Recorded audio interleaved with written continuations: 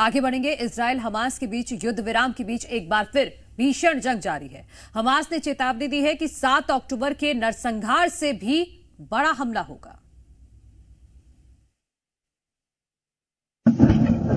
युद्ध विराम में शांत हुए बमों के धमाकों का शोर अब एक बार फिर से गाजा में सुनाई देने लगा है। गाजा के खान यूसुफ इलाके में हुई भीषण बमबारी की ये तस्वीरें देखिए। एक दूसरे पर हमास और इजराइल जमकर रॉकेट बरसा रहे हैं। इजरायली सेना भी गाजा में एक एक कदम तेजी से आगे बढ़ रही है और आने वाली हर मुश्किल को धमाके के साथ तबाह कर रही है। इस बीच हमास के एक शीर्ष अधिकारी का दावा है कि आतंकवादी समूह मुक्ति युद्ध शुरू करने से बहुत दूर नहीं है। उनका कहना है कि ये 7 अक्टूबर को हुए हमले से भी बड़ा होगा।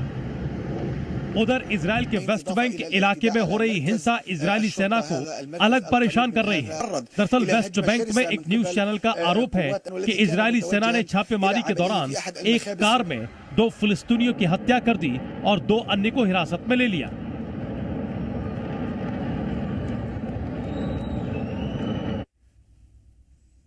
7 अक्टूबर से शुरुआत हुई थी और ऐसे में हमास ने जिस तरह से रॉकेट्स दागे थे उसके बाद ये सिलसिला थमा नहीं है और अब हमास का एक बार फिर से ये कहना कि और भी ज्यादा खतरनाक तस्वीरें होंगी, क्योंकि एक बार और खतरनाक हमले की बात कर रहा है। लेकिन ये जंग लगातार जारी, ऐसे में कितना ज्यादा नुकसान हो रहा है, जो आम जनता है वो कितनी ज्यादा डरी हुई है, क्योंकि नरसंहार तो लगातार हो ही रहा है।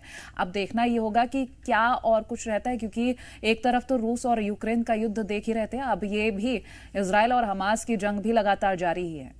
बिल्कुल, और युद्ध विराम जरूर हुआ था 6 से 7 दिनों का। उस दौरान दोनों ही तरफ से जो बंधक थे वो एक दूसरे देश को छोड़े गए थे, जैसे फिलिस्तीन ने छोड़े थे और उसके बाद इजराइल ने भी कुछ बंधकों को रिहा किया था। लेकिन उसके बाद अब इजराइल और भी आक्रामक तरीके से हमास पर अटैक कर रहा है, जिसका अब हमास ने भी जवाब दिया है कि हम भी रुकने वाले नहीं हैं। 7 अक्टूबर को जिस तरह से नरसंहार हुआ था उससे भी बड़ा हमला आने वाले दिनों में इजराइल पर हो सकता है। बिल्कुल।